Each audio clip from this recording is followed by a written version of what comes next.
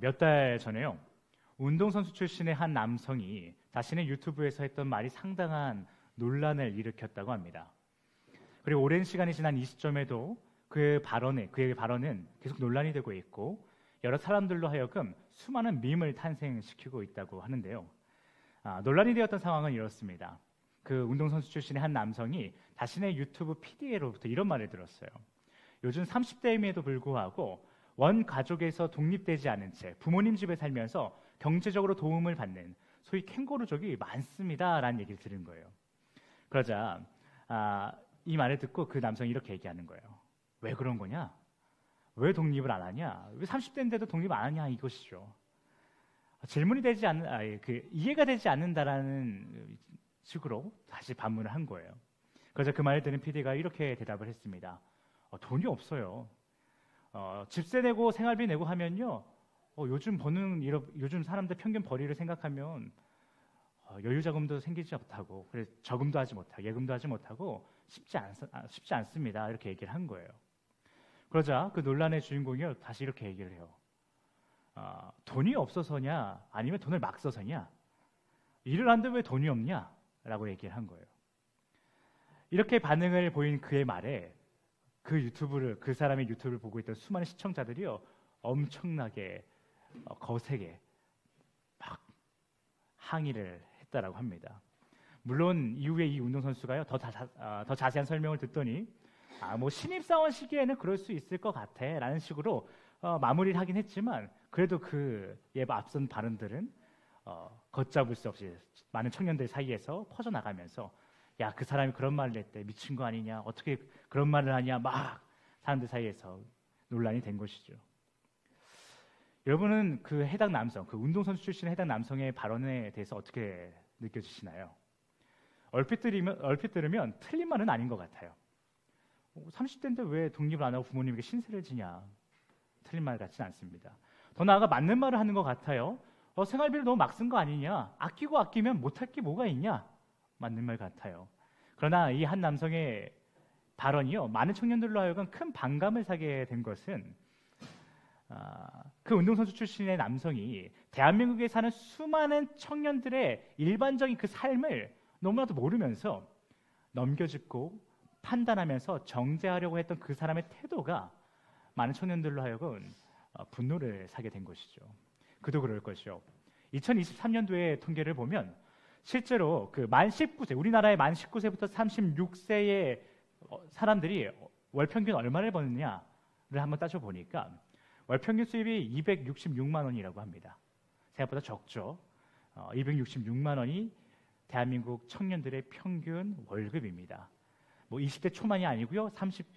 만 36세니까 사실상 우리 옛날에 한국 나이로 따지면 30대 후반까지도 평균 월급이 266만 원이라는 거예요. 그런데요, 청년들의 월 평균 생활비를 보니까요, 평균적으로 213만 원의 지출이 있다고 합니다. 그래서 쓸데없는데 지출한 거 아니야? 라고 해서 주요 지출 목록을 한번 보니까요, 식료품, 먹고 살아야 되지 않겠습니까? 먹는 데 82만 원이 나갑니다. 교통비가 21만 원이 나가고요, 통신비가 14만 원이 나갑니다. 문화비가 19만 원, 월세가 14만 원이 주요 지출이라고 합니다. 이렇게 150만 원이 지출되는 거예요.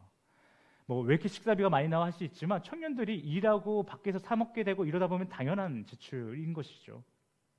그런데 해당 통계의 허점은요, 실제 아무리 원룸이라고 해도 월세 14만 원짜리가 어디 있습니까? 실제로 제 친구 중에 서울에서 고시원 그 촌에 아주 작은 원룸에 사는 친구도요, 몇 년 전임에도 불구하고 월세 50-60만 원이 우습게 나갑니다. 우리 원주가 월세가 수도권에 비해서 굉장히 저렴하다고 하지만 이 원주에서도요, 월세 14만 원 찾는 거 말이 안 됩니다. 정말 어려운 일이에요. 그리고 14만 원짜리 찾는다고 해도요, 사람이 살다 보면 이 최소한의 지출만 하고 삽니까? 예상치 못한 지출들이 있죠. 그리고 30대 초중반이면요, 한 달이 멀다고 한 달에 몇 번씩 경조사들이 있지 않습니까? 결혼식도 하고 또 장례식장도 하고 여러 돌잔치도 가고요, 여러 일들이 있습니다. 그래서 여유자금은 사실상 없다시피 한 것이 맞아요. 그리고 현재 경제가 워낙 불안정하기 때문에 이런 상황에서 여유자금 조금 남는데 왜 독립을 안 하느냐? 생활비를 더 줄여라 라고 하는 그 발언은요, 부모님에게 신세를 지고 있는 캥거루족들에게는 매우 마땅한 가르침인 것 같이 보이지만 사실 그렇지 않은 것은 물론이고, 안 그래도 부모님 눈치 보면서 살고 있는 그 청년들에게, 또 SNS를 켜기만 하면 나 빼고 다 잘 사는 것 같이 보이는 이 세상을 사는 그 청년들, 한껏 지쳐있는 청년들에게는 그 아픈 마음에 파스를 뿌리고 후벼 파는 발언이었던 것이에요. 돈이 있는 사람들의 눈에는요, 돈이 없으면 일을 하면 되지 왜 일을 안 하냐라고 할 수 있어요. 일을 하는데 돈이 없으면 생활비를 줄이면 된다라고 생각할 수 있고요, 그렇게 독립하면 된다라고 말할 수 있어요. 그런데 누군가는요, 돈이 없어도 일을 하지 못하는 때가 있어요. 그리고 일을 해도 돈이 모이지 않는 때가 있습니다. 또 생활비를 줄여야 줄일 수 없는 상황에 놓인 사람들도 있어요.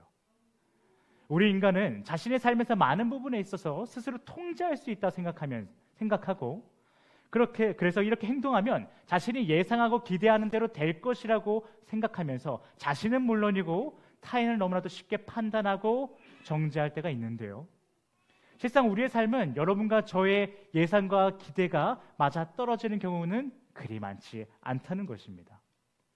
여러분은 어떠신가요? 여러분이 정말 세상에 널려있는 숱한 가르침대로 살아갔을 때 실제로 그 가르침들이 말하는 결론에 도달하던가요? 그럴 때가 있지만 분명 그렇지 않은 때가 있다는 것을 우리 모두는 부정할 수 없을 것입니다.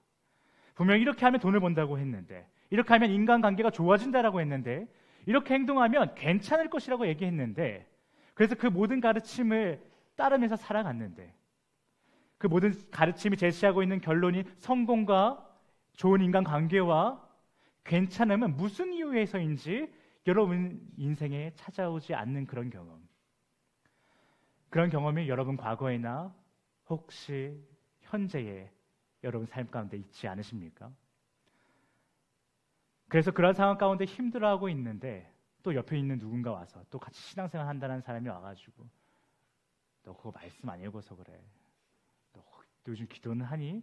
뭐 이런 말을 또 하면서 우리를 판단하고 정죄하는 그런 경험, 여러분 그런 경험 한 번씩 있지 않으십니까? 우리 모두 서로 살아가는 인생의 모습이 제각기 다른 것 같아요. 너무나 다른 것 같은데요, 큰 틀에서는요, 분명 뿌렸는데 거두지 못하는 아이러니한 상황, 가르침대로 했는데 결과는 달라서 그 가르침의 결과가 나의 삶과는 너무나도 다 정반대여서 그 다 알 수 없음 속에서 당하고 힘들어하는 그 모습들이 꽤나 또 비슷한 것 같아요.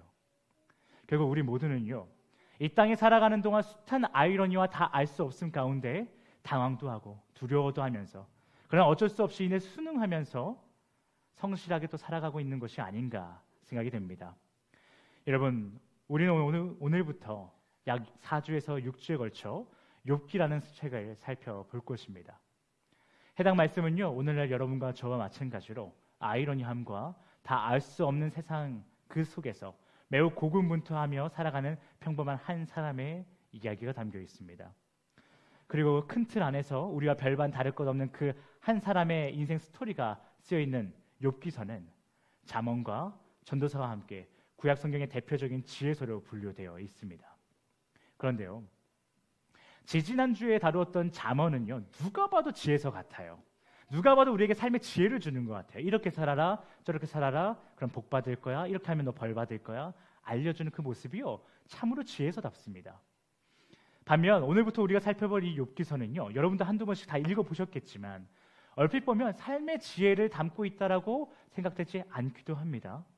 그러나 규범적 지혜, 다시 말해 마땅히 해야 할 바를 알려주면서 이렇게 행동하면 복을 받고 그렇지 않을 때 벌을 받는다라는 식으로 지혜로운 자의 삶이란 무엇인가를 알려주는 잠언서와 함께 이 욥기서도 분명 지혜서입니다. 다만 하나님께서는 여러분과 저에게 지혜에는 다양한 종류가 있고 다양한 단계가 있다는 것을 알려주시기 위해서 이전까지 우리가 매우 익숙하게 여기던 주입식 교육과 자업자득의 원리에 입각한 잠언이 아닌 새로운 스타일, 그리고 전혀 다른 차원의 지혜서, 욥기를 허락하신 것이에요.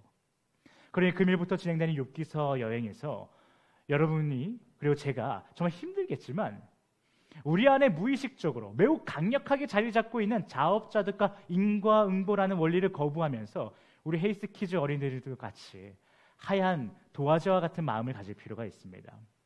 물론 무의식적으로 자리 잡고 있는 이 자업자득과 인과응보라는 이 원리를요 거부한다는 것 불가능할지도 모르겠어요. 하지만 여러분, 하나님께서 여러분에게 주시고자 하시는 그 지혜가 무엇인지 궁금하고 그것을 진정으로 깨닫기 원하신다면 여러분이 하나님 앞에 이렇게 기도해 보시기 바랍니다.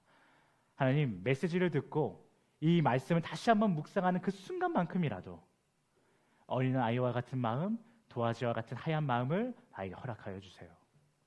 그렇게 여러분께서 오늘 그리고 여러분 삶 가운데에 하나님께서 예비하신 은혜를 사모하며 간절히 구하며 나아가신다면요, 그런 여러분의 마음은 정말 어린아이와 같은 하얀 도화지와 같은 마음이 되어서요, 욥기서를 통해 주님께서 우리에게 알려주시는 또 다른 지혜를 그대로 받아들여 여러분과 저는 하나님 앞에 충성스러운 종, 충성스러운 제자가 될 줄 믿습니다.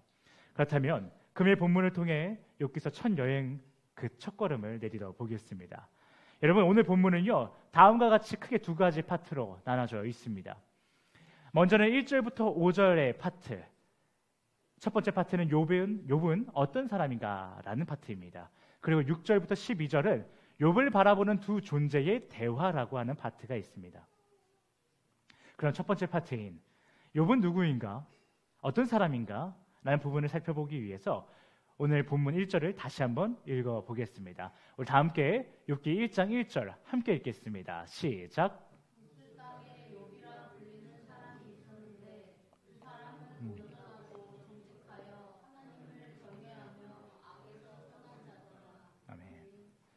본문 1절은요 4개의 키워드를 통해 욥이 어떤 사람인지를 설명해 주고 있어요. 그리고 그 키워드는 4가지 키워드는요, 지금 화면에 빨간색으로 나와 있는 온전, 정직, 하나님을 경외하는 사람, 악에서 떠난 자입니다. 여러분, 이 4가지 표현은요 A를 하면 복을 받고 B를 하면 벌을 받는다라는 구조를 가지고 있는 잠언에서, 우리가 흔히 알고 있는 그 잠언에서 지혜로운 자가 어떤 자냐라고 말할 때 아주 대표적으로 말하고 있는 4가지 중요 요소들입니다. 잠언에서 말하는 대표적인 지혜로운 자의 4가지 요소가 이 욥에게 다 있다라는 거예요. 그러니 다시 말해 본문 1절은요 잠언에서 말하는 지혜로운 자의 대표적인 모습을 욥이 모두 가지고 있다. 그만큼 욥이라는 자는 정말 지혜로운 자다라는 것을 시작부터 알려주고 있는 거예요. 그리고 욥에 대한 설명에서 가장 먼저 나오는 표현인 우스라는 지역명이 있는데요, 이것도 우리가 그냥 지나치지 않고 한번 짚고 넘어갔으면 좋겠어요. 자, 우스라는 말은요, 우스라는 지역은요 한편에서 이렇게 얘기해요. 우스는 에돔 지역에 속한 곳이야 라고 얘기합니다. 그런데 또 한편에서는 이렇게 얘기합니다. 아니야, 메소포타미아 지역에 있는 것이 바로 우스야 라고 얘기합니다. 사실 오늘날 우리가요 우스가 에돔 지역에 속했든 메소포타미아에 속했든 그것은 중요하지 않아요. 그래서 우리가 딱 정확하게 판단하자, 알아내자, 이것은 그리 우리에게 가치 있지 않습니다. 오늘 우리에게 중요한 것은요, 두 지역이요 모두 당대 사회에서는, 이 욥기가 쓰여졌던 그 사회에서는요 지혜로운 자 또는 흠이 없는 자들을 상징하는 지역이었어요. 에돔 지역도 마찬가지고 메소포타미아 지역도 마찬가지예요. 그냥 어떤 지역이든 우스라는 곳은요 상당히 지혜로운 자, 흠이 없는 자들의 지역이다라고 얘기한다는 거예요. 이를 고려했을 때 오늘부터 우리가 살펴보고자 하는 이 욥기서가요 그 욥기서의 핵심 인물인 욥이라는 사람을 설명하면서 이 사람은 정말 하나님이 보시기에 정말 지혜롭고 가히 완벽할 정도로 규범적인 자야라고 얘기하고 있다는 거예요. 마땅한 일을 향한 자고 롤모델이 될 수 있는 사람이야 라고 얘기하고 있다는 거예요. 1장 1절은 이 짧은 한 구절로 인해서 욥이 얼마나 대단하고 하나님 앞에 바로 선 자인지 명확히 알려주고 있습니다. 또 욥기서는요 1장 1절뿐만이 아니라 이어서 나오는 2절부터 5절에서도 욥이라는 인물이 얼마나 규범적인가, 얼마나 모범적인가, 얼마나 마땅한 일만 골라서 하는 대단한 사람인가를 다방면에서 보여주고 있습니다. 여러분, 본문 2절을 한번 보시면요 그의 자녀들이 어떠한가를 얘기를 해주고 있어요. 2절을 보시면 욥은요 10명의 자녀가 있다라고 얘기를 합니다. 그런데 이러한 설명은 당시 사회에 만연했던 자업자득의 원리, 즉 뿌린 대로 거둔다라는 인식이 매우 강하게 자리 잡혀 있던 사람들의 입장에서 봤을 때는 욥이 하나님 앞에 매우 온전하고 정직해서 굉장히 지혜로워서 이에 따른 보상과 대가로 무려 10명의 자녀를 얻게 되었구나라고 이해하게 할 만한 설명인 것이에요. 그런데 욥기서는요 1절 이후에도 욥이 얼마나 사람들에게 롤모델이 될 만한 훌륭한 사람인지, 그래서 얼마나 많은 소유를 갖고 있는지를 얘기해주고 있다는 거예요. 또 3절을 보시면요 욥을 동방 사람이라고 표현하고 있는 거 보이시죠? 마지막 빨간색에 나와 있는 글이요. 여기서 동방 사람이라는 것은 두 가지 측면이 있습니다. 첫 번째는 방향의 측면에서는 가장 앞쪽에 있다는 거예요. 그리고 두 번째 측면은 시간적 측면인데 과거를 얘기해요.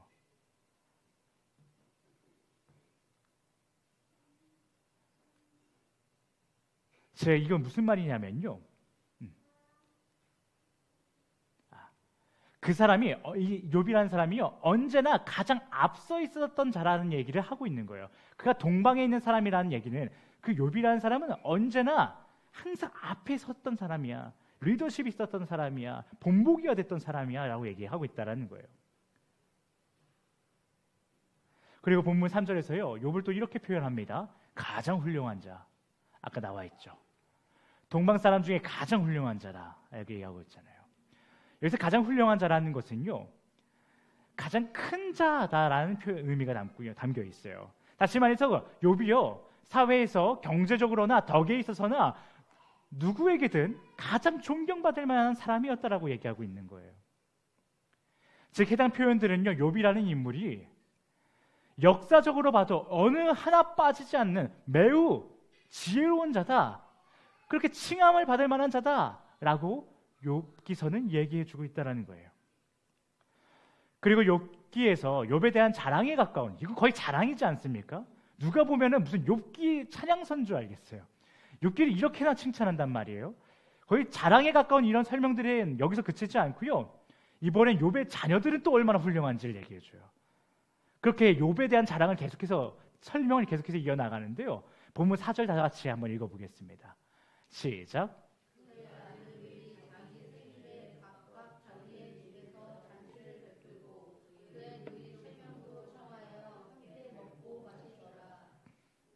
아멘.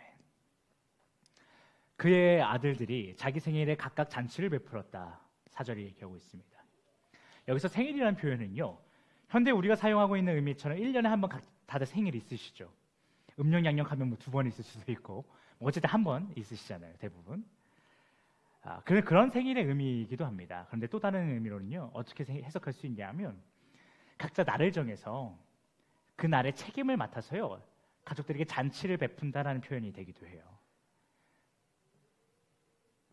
그리고 여러분 7일이라는, 일주일이 7일이라는 개념이 고대 바빌로니아 시대부터 이어져 온 것이거든요.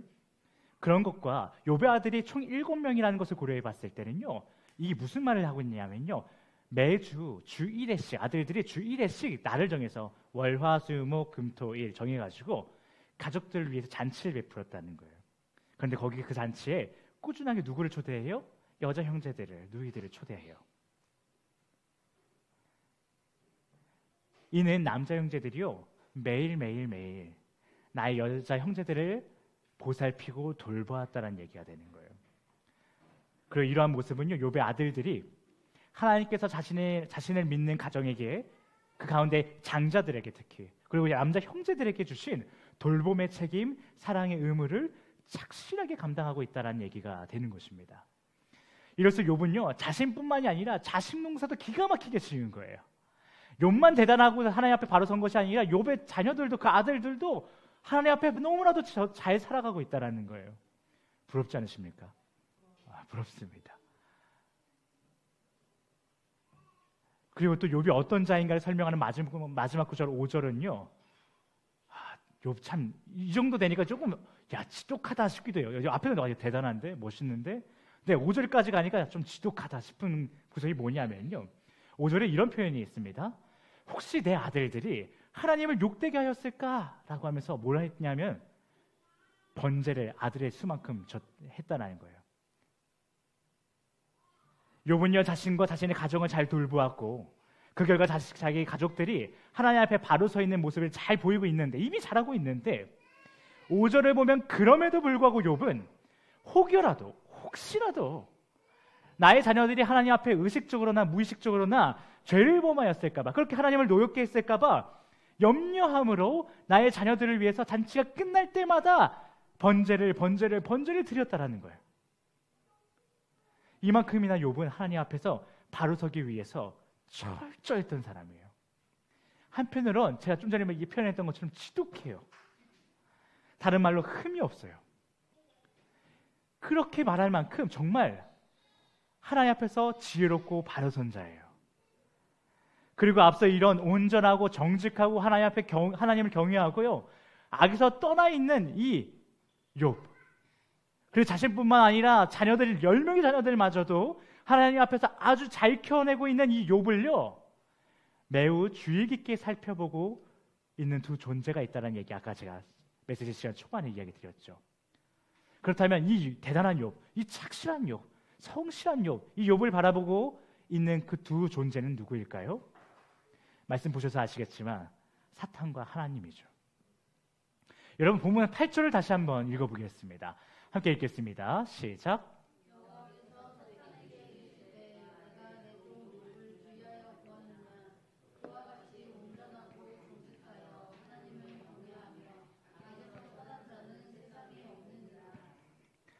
욥이라는 자를 주의 깊게 살펴본 두 존재 중 한 분이신 하나님은요, 본문 8절에서 사탄에게 이렇게 얘기합니다. 야, 봤어? 너도 봤지? 욥이라는 애, 야, 진짜 이런 애 없다. 너무 온전하고 정직하고 나를 경외해서 악에서 떠난 자잖아. 너도 봤지?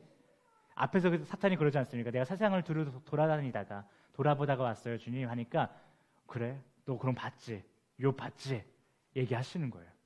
야, 너무 정직하지 않니? 온전하지 않니? 날 경외하는 모습 봤지? 악에서 떠난 거 봤지? 막 하나님이 얘기하시는 거예요. 그러자 하나님의 말씀을 들은 사탄이 또 뭐라고 답변하던가요? 여러분, 우리 다시 한번 9절부터 11절도 한번 읽어보겠습니다. 시작.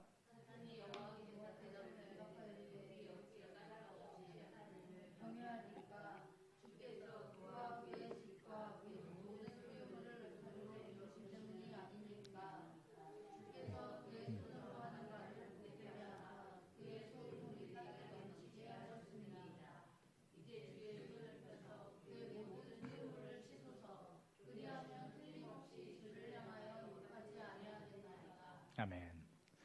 여러분, 하나님이요, 야, 너 세상 둘러보고 왔어? 그럼 욥 봤겠네? 욥이 얼마나 대단한지 봤겠네? 막 설명하는데 사탄이 바로 딱 초를 치면서 이렇게 얘기하는 거예요. 주님, 욥이 까닭없이, 즉 이유 없이, 값 없이 공짜로 하나님을 경외하겠습니까? 그 사람 소유 보세요. 그 소유 하나님이 다 안전에 보유해 주시니까 그런 거죠. 만약에 하나님이 그 소유 다 없애보세요. 그가 갖고 있는 낙이나 소나 다 없애보세요. 자녀들 다 없애보세요. 그러면요, 그 온전하고 정직하고 하나님을 경외하고 악을 떠난 자라고 하는데 그 모든 타이틀 다 집어던지고 아마 하나님 욕할걸요? 하나님 저주할걸요? 사탄이 얘기하고 있어요. 그러자 사탄의 이 딴지거는 말을 들으신 하나님께서 본문 12절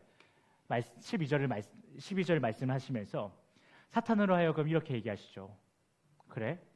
그럼 너가 욥의 몸을 치는 것을 제외하고 그의 모든 소유를 빼앗을 수 있는 권한 내가 너에게 줄게. 이렇게 말씀하시면서 의로운 자 욥의 고난의 시작을 알리세요. 여러분, 우리는 오늘 이 욥기서의 도입부를 살펴볼 때 욥은 어떤 사람인가라고 하는 첫 번째 파트를 받고, 그를 바라보는 두 존재의 대화라고 하는 지금 좀 전에 살펴본 두 번째 파트를 각각 나눠서 살펴봤습니다. 그런데 1절부터 12절, 길다면 길 수 있지만 그렇게 길지 않은 구절이잖아요. 그런데 이 짧은 내용을 굳이 두 파트로 살펴봤다는 것은 어떤 의미가 있을까요? 금일 본문은 이 글을 읽는 독자들로 하여금 이 두 개의 파트를 통해 각각 무언가를 깨닫게 하고자 하는 의도가 이 욥기서 가운데 숨겨 있다는 거 아니겠습니까? 다시 말해서 우리가 매우 익숙하게 받아들이던 잠언이라는 지혜서와는 완전히 결이 다른 욥기라는 책을 여러분과 제가 마주할 때요, 하나님께서는 이 욥기 도입부의 각 파트를 통해 자신의 분명한 의도를 숨겨놓고 그 의도를 우리가 제대로 깨달은 상태에서 이후에 있는 욥기의 전체 메시지를 바라보길 원하신다라는 거예요. 그렇다면 각 파트마다 하나님께서 숨겨놓으신 의도는 무엇일까요? 우리가 조금 전에 살펴봤던 욥을 그렇게 칭찬하는, 자랑하는 듯한 설명과 그 대단한 욥을 바라보고 대화하고 있는 사탄과 하나님의 대화, 이 두 파트가 우리에게 무슨 의도를 숨겨놓고 있냐라는 거예요. 먼저 욥을 칭찬하는 정도가 아니라 실제로 그가 무결점인 사람인 것처럼 설명하고 있는 첫 번째 파트 내용은 하나님께서 자신이 사랑하는 자인 여러분과 저에게 어떤 의도를 숨겨놓고 써놓으신 걸까요? 사랑하는 헬스 패밀리 여러분, 여러분도 잘 아시겠지만 사실 성경에서 한 사람을 이렇게까지 온전하고 정직하고 하나님을 경외하고 악에서 떠난 자라고 설명하는 이런 모습은요, 매우 이례적입니다. 여러분도 생각해 보시면 이 정도로 구체적이고 다방면에서 하나님에게 의로운 자라고 칭찬받고 있는 사람이 성경 가운데 없으실 겁니다. 그렇다면 금요일 본문 첫 번째 파트이자 욥기의 시작은 왜 보는 사람이 질투가 다 날 정도로 욥이라는 인물을 대단스럽게 설명하고 있는 걸까요? 왜 이렇게 흠이 없는 것처럼 얘기하고 있는 걸까요? 혹시 욥기를 읽고 있는 여러분과 제가 욥기라는 책을 읽으면서 야, 욥 참 대단하다 그러면서 이와 비교되지 않는 우리를 깨달으라고, 야, 욥은 이렇게 대단해, 근데 넌 뭐냐? 이렇게 깨달으시라고 하나님께서 써놓으셨을까요? 아니면 이런 물결점의 경지에 이른 듯해 보이는 사람도 결국 어떤 흠이 있어서 고난의 길로 들어서는 것이니 그와 비교되지 않는 너희들의 삶에 고난이 있는 거, 슬픔이 있는 거, 그거 뭐 당연하게 생각해라. 그거 억울할 일도 아니야. 야, 욥도 이랬어. 이렇게 얘기해 주시려고 우리에게 이렇게 욥기서를 허락해 주신 걸까요? 여러분, 하나님이요, 금요일 본문 1절부터 5절에서 고대 사회에서부터 통용되어 왔던 수많은 표현들과 오늘날 우리가 누가 봐도 이해할 만한 각종 표현들을 총동원해서 욥이라는 자는 정말 흠이라는 것이 하나도 없다라고 표현하신 것의 그 의도는 무엇인가 하면요, 현재 여러분의 삶에 크고 작은 고난들, 남들에게 말하지 못하는 그 슬픔들, 서로 기도하는 공동체이긴 하나 이 교회의 공동체 안에서조차 현재 나를 정말 괴롭게 하는 것은 사실 이거야 라고 말할 수도 없는 그 무언가들, 그 모든 것들이요, 잠언 말씀과 숱한 세상의 가르침대로 우리들의 잘못일 수도 있지만 그렇지도 않을 수 있다라고 하나님이 얘기해 주시는 거예요. 여러분의 어떤 잘못과 여러분의 어떤 부족함 때문에 그 모든 것이 주어진 것이 아니라고, 그러니 여러분 자신을 탓하지 말라고 주님은 말씀하시는 거예요. 보세요, 욥은 정말 사회에서나 당시 사회에서나 잠언 속 지혜를 비춰봤을 때 복을 받으면 받았지 벌을 받을 것이 하나도 없는 자였어요. 심지어 그것을 하나님이 인증해 주셨어요. 하나님이 사탄이 세상 둘러보고 왔다고 하니까 너 다 둘러보고 왔어? 자랑까지 하시는 자였어요. 그런데 그런 욥을 향한 고난이 예고되고 있잖아요. 그것도 너무나도 끔찍한 고난이 예고되고 있잖아요. 이처럼 여러분이 현재 당하고 계신 고난, 또 앞으로 당하실 고난들은요, 여러분이 신앙생활하면서 자업자득으로, 즉 뿌린 대로 거둔 벌이고 저주이고 고난이 아니라는 거예요. 결국 하나님께서 금일 본문 첫 번째 파트를 통해 오늘날 여러분과 저에게 말씀하고자 하시는 것은 하나님에게 칭찬받는 종 욥이나 여러분이나 모두 하나님에게는 자랑스러운 종이라는 거예요. 욥이라고 정말 흠이 없었겠습니까? 정말 정직만 했겠습니까? 그러나 주님이 보실 땐 그렇다는 거예요. 이와 마찬가지로 여러분도 하나님 보시기 그렇다는 거예요. 그런 자녀들에게 주어지는 고난은 그들의 어떠한 잘못으로 인한 것일 수 있겠죠. 그러나 여러분과 저의 부족함이나 어떤 잘못이 아니라 그로 인해 벌어진 벌이나 저주가 고난이 아니니, 여러분 그로 인해 여러분과 제가 스스로를 사랑하지 못하게 되는 비극이 없길 바란다라는 주님의 메시지가 이 욥기 첫 번째 파트에 담겨 있는 것이에요. 또 하나님은 오늘 본문 두 번째 파트인 사탄과 자신의 대화를 통해서도 여러분과 저에게 분명한 메시지를 주고 싶어 하세요. 그리고 그 메시지는 바로 금일 본문 두 번째 파트 속에서 나타나는 절대 주권을 가지신 하나님의 모습 그 가운데 담겨 있어요. 여러분, 두 번째 파트를 잘 한번 살펴보세요.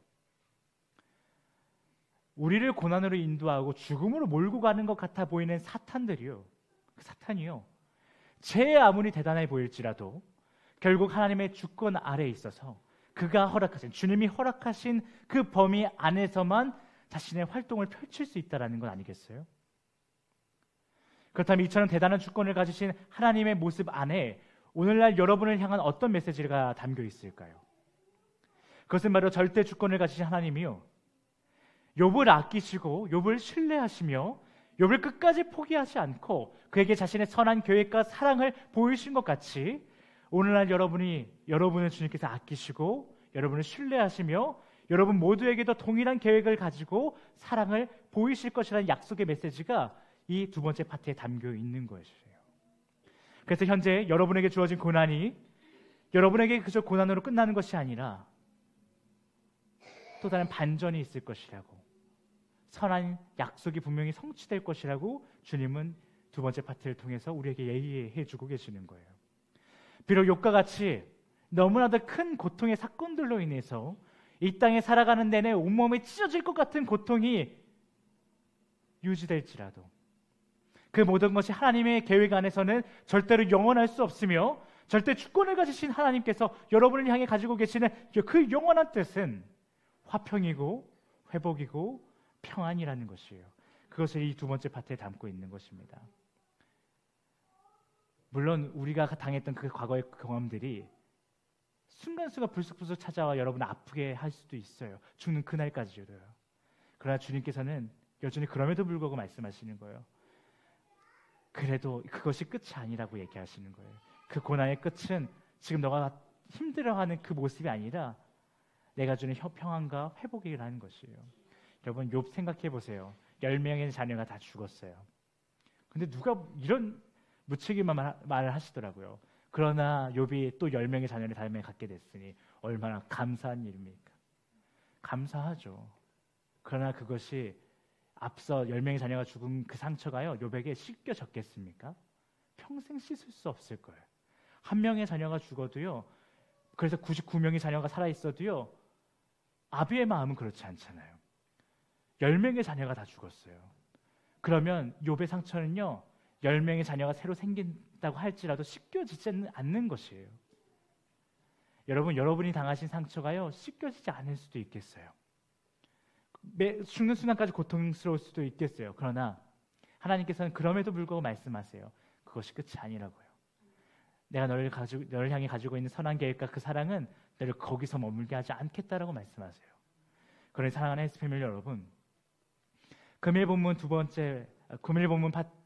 두 파트에 담긴 하나님의 의도, 오늘날 여러분에게 주어진 고난은 여러분의 죄로 인한 벌이나 대가가 아니라는 것과, 오늘날 그리고 절대 주권을 가지신 하나님은 욥에게 그리하신 것 같이 오늘날 여러분을 아끼시고 여러분을 신뢰하시고 포기하지 아니하시며 자신의 선한 계획과 사랑을 가지고 계신다는 이 사실을 꼭 기억하시기 바랍니다. 그리고 그럼에도 불구하고 오늘날 여러분이 살아가시는 여러분의 마음 깊은 곳에 여전히 그럼에도 불구하고 존재하는, 왜 나에게 이런 일이 생겼지? 왜 나에게 이런 일이 계속 벌어지고 있지? 라고 하는 그 질문들 또한 한 손에 꼭 붙드시기를 권면합니다. 그것도 버려두지 마세요. 여러분 마음 깊은 곳에 하나님 사랑 안 했는데요, 왜 나에게 이런 일이 벌어지죠? 왜 이런 일이 계속 반복되죠? 라고 하는 그 의문들 있잖아요. 질문들 있잖아요. 그거 던져버리지 마세요. 그것도 꼭 붙잡으세요. 그렇게 한 손에는요, 주님의 이 두 가지 의도와 또 다른 한 손에는 여러분이 붙들고 있는 인생의 그 무거운 수많은 질문들을, 그것을 가지고 앞으로 4주 동안 혹은 6주 동안 이 욥기를 철저하게 치열하게 묵상해 나가시기를 여러분 권면드립니다. 이 두 가지 모두를 붙들고 욥기서를 묵상하실 때요, 주님은 여러분에게 풍족할 때에나 빈곤에 처할 때에나 능히 감당할 수 있는 주님의 놀라운 지혜를 허락하여 주실 것이에요.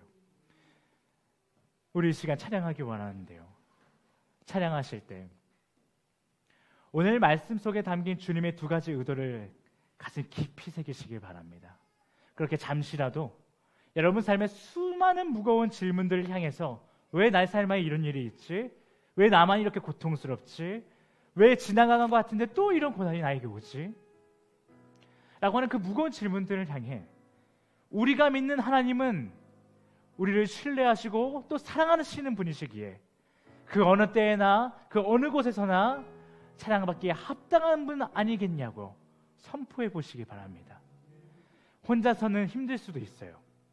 내 삶이 이렇게 비참하고 처절한데 하나님은 선하시다고 말하는 거 힘들 수 있겠죠. 그러나 우리가 이렇게 한 몸 되어서 공동체가 되어서 주님을 찬양할 때에는 그것이 가능할 줄 믿습니다. 우리 시간 우리의 모든 고난과 수많은 인생의 질문들을 붙잡고 그러나 그 질문 가운데 그럼에도 불구하고 하나님은 나를 사랑하시는 분이라고 선포하며 그렇게 하나님은 언제나 그 어느 때에나 찬양받기 합당하신 분이라고 선포하며 함께 나아갔으면 좋겠습니다. 우리 이 시간 주 사랑합니다. 함께 찬양 드리시겠습니다.